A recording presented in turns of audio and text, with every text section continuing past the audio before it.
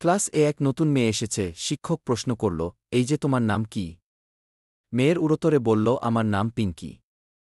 শিক্ষক বলল, আগে পিছে কিছু লাগাও না? পিঙ্কি বলল, হুম লাগাই, আগে ভিট ক্রিম আর পিছে সরিষার তেল। এক মহিলা একজন দাঁতের ডাক্তারের কাছে গেলেন। ডাক্তার, আপনাকে কিভাবে সাহায্য করতে পারি? মহিলা, জি, দুটো দাঁত উঠাতে হবে। ডাক্তার, ঠিক আছে, আপনি ওই চেয়ারে গিয়ে বসুন। আমি আসছি। ডাক্তার গিয়ে দেখেন ওই মহিলা নিজের শাড়ি খুলে দুপা দুদিকে ছড়িয়ে বসে আছে। ডাক্তার মহিলার ওই অবস্থা দেখে হতবাক। সে ভ্যাবাচ্চাকা খেয়ে মহিলাকে বলল, আপনি ভুল জায়গায় আসছেন। এখানে যৌন চিকিৎসা নয়, দাঁতের চিকিৎসা করা হয়। মহিলা বলল, আমি তো তাই করতে আসলাম। ডাক্তার মানে?